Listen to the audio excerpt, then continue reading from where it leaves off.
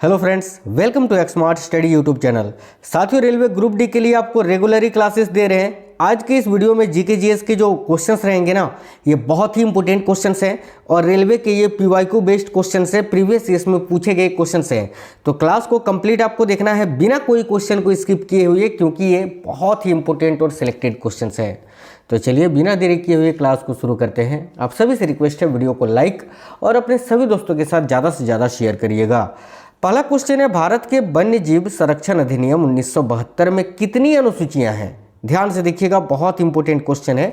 तो भारत के वन्य जीव संरक्षण अधिनियम में जो है ना, अनुसूची 1, 2, ठीक है, 3, 4, 5 और 6, यानी अगर बात करें हम कितनी अनुसूचियां हैं तो 6 अनुसूचियां हैं। याद रखना, 6 अनुसूचियां, ठीक है। तो करेक्ट आएगा ऑप्शन नंबर बी। भारत के वन्य जीव संरक्षण अधिनियम 1972 में कुल 6 अनुसूचियां शामिल है। करेक्ट आएगा, यानी इन 6 अनुसूचियों में, अनुसूची 1, 2, 3, 4, 5, 6, इन 6 अनुसूचियों में कहीं ना कहीं भारत के वन्य जीव संरक्षण के बारे में जो है ना चर्चा की गई है। साथियों आगे देखिए, अगला क्वेश्चन है, निम्नलिखित में से किसने स्वदेशी आंदोलन के माध्यम से औपनिवेशिक शासन के प्रति उदारवादी, क्रमिक और प्रेरक दृष्टिकोण की वकालत की थी? क्या क्वेश्चन है, बहुत इंपॉर्टेंट क्वेश्चन। तो निम्नलिखित में से किसने स्वदेशी आंदोलन के माध्यम से औपनिवेशिक शासन के प्रति उदारवादी, क्रमिक और प्रेरक दृष्टिकोण की वकालत की थी? याद रखिएगा, गोपाल कृष्ण गोखले जी ने। करेक्ट होगा साथियों option number D, Gopal Krishna Gokhale. आगे देखिए, इस ब्रह्मांड में सब कुछ निम्नलिखित सामग्रियों से बना है, वैज्ञानिकों ने इसे क्या नाम दिया है? अब देखिए, कोई भी चीज़ हो ना साथियों, जैसे कि आपके पास जो कॉपी है, आपके पास जो पेन है, आप जिस मोबाइल या लैपटॉप से जिसमें आप क्लास देख रहे हो, वो क्या है? वो साथियों इस ब्रह्मांड में बहुत ही छोटे छोटे तत्वों से मिलकर बना है, ठीक है, या बहुत ही हम बोल सकते हैं बहुत ही छोटे छोटे परमाणुओं से मिलकर बना है, ठीक है। इसको क्या बोल सकते हैं हम? तो इसको हम बोलते हैं पदार्थ, यानी मैटर, ठीक है। तो इस क्वेश्चन का करेक्ट आंसर हो जाएगा ऑप्शन नंबर सी। इसे क्या बोलते हैं? पदार्थ बोला जाता है, मैटर। करेक्ट आएगा ऑप्शन नंबर सी, पदार्थ। आगे देखिए, संयुक्त राज्य अमेरिका में कौन सा राज्य कभी रूसी भूमि था? तो संयुक्त राज्य अमेरिका का इनमें से कौन सा राज्य है जो कभी रूसी भूमि था? देखिए करेक्ट आंसर होगा अलास्का। अलास्का जो है ना साथियों, जो कि अभी संयुक्त राज्य अमेरिका में है, ये कभी रूस में हुआ करता था, लेकिन अभी जो है ना ये वर्तमान समय में संयुक्त राज्य अमेरिका का भाग है। तो करेक्ट होगा ऑप्शन नंबर बी, अलास्का। आगे देखिए, किस सिख गुरु के नियंत्रण पर सूफी संत हजरत मियाँ मीर ने अमृतसर में स्वर्ण मंदिर, जिसको हम बोलते हैं हरमंदिर साहिब, की आधारशिला रखी थी? बताइए, किस सिख गुरु के निमंत्रण पर सूफी संत हजरत मियाँ मीर ने अमृतसर में स्वर्ण मंदिर की आधारशिला रखी थी? करेक्ट है, गुरु अर्जुन देव जी की। याद रखना, गुरु अर्जुन देव जी के निमंत्रण पर, ठीक है, गुरु अर्जुन देव जी ने ही निमंत्रण दिया था सूफी संत हजरत मियाँ मीर को। इन्होंने अमृतसर में स्वर्ण मंदिर की क्या रखी थी? आधारशिला रखी थी। तो सिखों के 5वें नंबर के गुरु थे गुरु अर्जुन देव, याद रखिएगा। दिल्ली मेट्रो के पहले कॉरिडोर का उद्घाटन किसने किया था? बहुत ही इंपॉर्टेंट क्वेश्चन है, आंसर करिएगा कि दिल्ली मेट्रो के पहले कॉरिडोर का उद्घाटन। देखिए, दिल्ली मेट्रो का जो पहला कॉरिडोर है, इसका उद्घाटन हुआ था साथियों 24 दिसंबर, डेट भी याद रखना आप, 24 दिसंबर 2002 को। और किसने किया था? तो अटल बिहारी वाजपेयी ने। राइट होगा option number D, Atal Bihari Vajpayee. चलिए आगे नेक्स्ट क्वेश्चन देखते हैं। भारत की श्वेत क्रांति का उद्गम किस राज्य में हुआ था? श्वेत क्रांति का संबंध जो है ना, ये साथियों ऑपरेशन फ्लड से संबंधित है, यानी दूध उत्पादन से ये संबंधित है, मिल्क प्रोडक्शन से। और भारत की जो श्वेत क्रांति है ना, इसका जनक किसको कहा जाता है? तो वर्गीज कुरियन को, डॉक्टर वर्गीज कुरियन। और ये लगभग 1970 में प्रभावी हुआ था, 1970 में। लेकिन आपसे पूछा जा रहा है भारत की श्वेत क्रांति का उद्गम किस राज्य में हुआ था? बहुत इंपॉर्टेंट क्वेश्चन है, याद रखिएगा, गुजरात में, ठीक है। श्वेत क्रांति का उद्गम किस राज्य में हुआ था? तो गुजरात, याद रखिएगा, गुजरात में। The God of small things उपन्यास किसने लिखा है? साथियों ये जो क्वेश्चंस है ना, मैंने अपने से नहीं लिया है, सारे क्वेश्चंस पूछे गए क्वेश्चंस हैं, बिल्कुल प्रीवियस ईयर्स में रेलवे के, अभी रिसेंटली पिछले 5 साल में तो याद रखिए the God of small things उपन्यास किसने लिखा है, तो अरुंधति रॉय ने। करेक्ट आएगा option number A Arundhati Roy. निम्नलिखित में से कौन सा तमिलनाडु में एक स्मारक नहीं है, बताइए इनमें से कौन सा तमिलनाडु में नहीं है। देखिए पद्मनाभपुरम पैलेस तमिलनाडु में है, बल्लूर कोट्टम तमिलनाडु में है, मीनाक्षी अम्मान मंदिर तमिलनाडु में है, लेकिन बेकल किला जो है ये तो केरल में है ना। बेकल का जो किला है ना साथियों ये केरल में है, ये तमिलनाडु का स्मारक नहीं है, केरल का स्मारक है। तो बेकल किला यहाँ करेक्ट होगा क्योंकि बेकल किला न कि तमिलनाडु बल्कि केरल में स्थित है। चलिए नेक्स्ट क्वेश्चन देखिएगा, इनमें से किस हिंसक के कृत्य के बाद गांधी जी द्वारा असहयोग आंदोलन बंद कर दिया गया था। तो भाई देखिएगा इनमें से किसके बाद जो है ना गांधी जी ने असहयोग आंदोलन को बंद कर दिया था। तो भाई याद रखिए करेक्ट आंसर होगा चौरी चौरा कांड के बाद। देखिए चौरी चौरा कांड की अगर हम बात करें ना तो ये 2022 में हुआ था, ठीक है। और याद रखना ये जो असहयोग आंदोलन है ना इसकी शुरुआत हुई थी 1 अगस्त 1920 को, जो कि साथियों 12 फरवरी 1922 को समाप्त कर दिया गया था, गांधी जी के द्वारा खत्म कर दिया गया था, बंद कर दिया गया था, ठीक है। आगे देखिए 1857 में मुगल वंश के अंतिम शासक इनमें से कौन थे जिनको अंग्रेजों ने परास्त किया था। तो 1857 में मुगल वंश के अंतिम शासक कौन थे जिनको अंग्रेजों ने परास्त किया था। देखिए यहाँ करेक्ट आंसर क्या हो जाएगा, याद रखिए बहादुर शाह जफर, जिनको बहादुर शाह द्वितीय भी कहा जाता है। करेक्ट आएगा बहादुर शाह जफर को। नेक्स्ट है वीडियो ग्राफिक्स एरे, ठीक है, यानी VGA जिसका फुल फॉर्म होता है वीडियो ग्राफिक्स एरे, रंगीन रेखा चित्रों को प्रदर्शित करने के लिए एक प्रणाली है।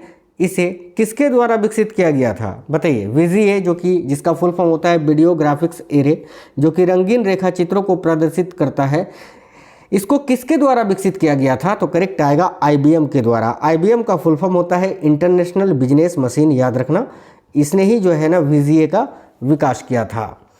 आगे देखिए आर्थिक विकास का एक अच्छा संकेतक इनमें से किसमें नियमित वृद्धि है। तो भाई किसमें नियमित रूप से जब वृद्धि होती है तो आके आर्थिक विकास भी बढ़ता है, आर्थिक विकास एक अच्छा संकेतक होता है।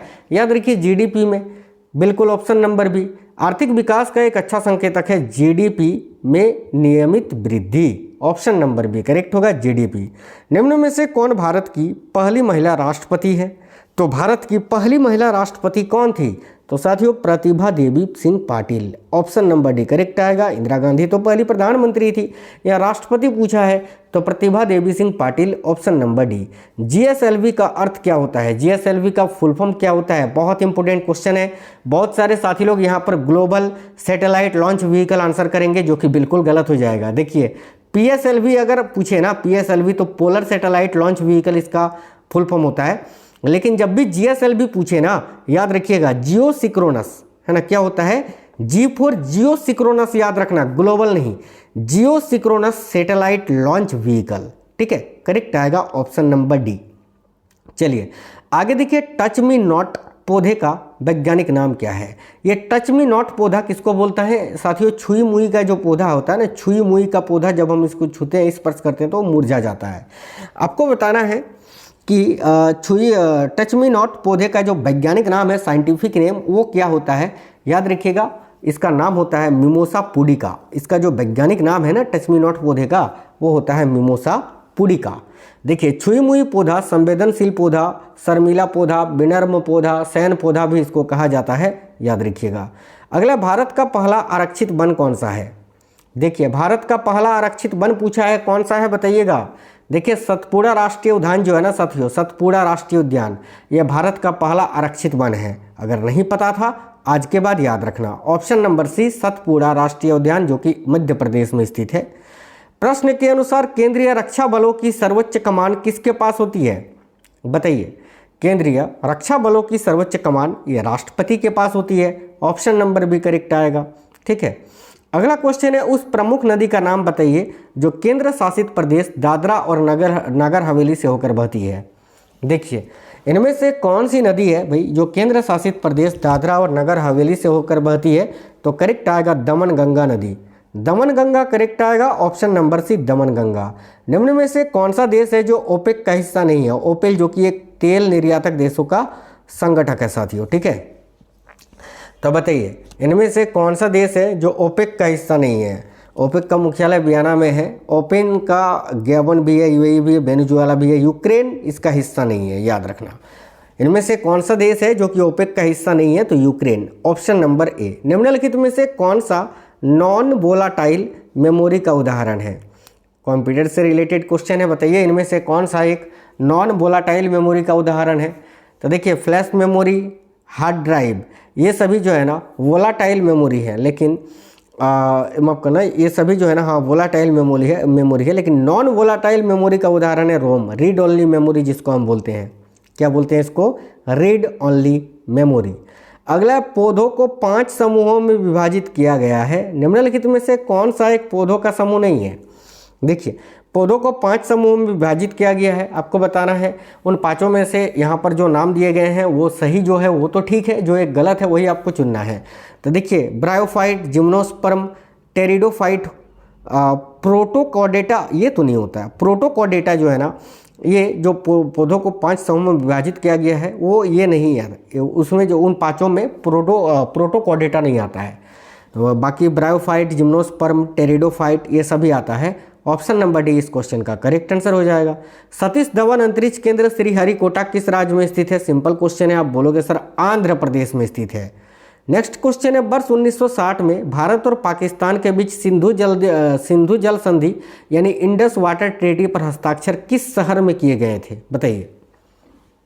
देखिए सिंधु जल संधि पर हस्ताक्षर जो है ना वो कराची में किया गया था 1960 में, 1960 में।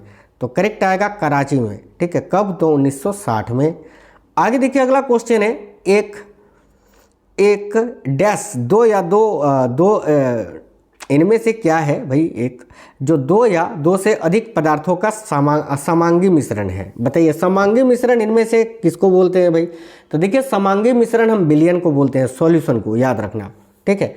1 बिलियन 2 या 2 से अधिक पदार्थों का समांगी मिश्रण होता है, तो बिलियन करेक्ट आएगा, सॉल्यूशन। आगे देखिए मार्च 1931 के हस्ताक्षरित गांधी इरविन समझौते में निम्नलिखित में से क्या कहा गया था? देखिए गांधी इरविन समझौता महात्मा गांधी और लॉर्ड इरविन के बीच में हुआ था 1931 में, ठीक है। इस समझौते में क्या कहा गया था ये आपको बताना है। ऑप्शन नंबर ए में है, सभी भारतीयों को अच्छी शिक्षा मिलेगी नहीं, तट के किनारे नमक का निर्माण बंद कर दिया जाएगा नहीं, कैदियों को रिहा नहीं किया जाएगा नहीं। ऑप्शन नंबर डी, सविनय अवज्ञा आंदोलन को बंद कर दिया जाएगा। बिल्कुल, ये जो गांधी इरविन समझौता हुआ था इसमें यही कहा गया था कि सविनय अवज्ञा आंदोलन को बंद कर दिया जाएगा। ऑप्शन नंबर डी करेक्ट है। आगे देखिए भारतीय परमाणु कार्यक्रम का जनक किसे माना जाता है? बताइए। देखिए भारतीय परमाणु कार्यक्रम का जनक डॉक्टर होमी जहांगीर भाभा को माना जाता है, तो डॉक्टर होमी भाभा यहाँ ऑप्शन नंबर ए करेक्ट आएगा। भले भारत का missile man doctor APJ Abdul Kalam को कहा जाता है, लेकिन क्वेश्चन में ये आंसर मत करना, गलत हो जाएगा। भारतीय परमाणु कार्यक्रम का जनक डॉक्टर होमी भाभा को माना जाता है, और अगर आपसे पूछे भारत का मिसाइल मैन किसे कहा जाता है तो फिर APJ अब्दुल कलाम होगा। आगे देखिए वर्ल्ड वाइड वेब में अब तक पंजीकृत पहला डोमेन का नाम क्या था? वर्ल्ड वाइड वेब यानी www में अब तक पंजीकृत पहला डोमेन का नाम क्या था? देखिए करेक्ट होगा www.symbolics.com, यानी करेक्ट आंसर होगा ऑप्शन नंबर सी www.symbolics.com। आगे देखिए अगला क्वेश्चन है, निम्नलिखित में से कौन सा उत्तर प्रदेश में एक स्मारक नहीं है? इनमें से कौन सा उत्तर प्रदेश में स्थित नहीं है? देखिए बड़ा इमामबाड़ा, सारनाथ स्तूप, ताजमहल, ये तीनों उत्तर प्रदेश में है। क्या सफदरजंग का मकबरा उत्तर प्रदेश में है क्या? नहीं। आप बोलोगे सर सफदरजंग का जो मकबरा है ना वो दिल्ली में स्थित है। बिल्कुल दिल्ली में ही है, ठीक है। तो ये उत्तर प्रदेश में नहीं है, तो आंसर आपको वही चुनना था कि कौन उत्तर प्रदेश में नहीं है, तो option number C right answer है।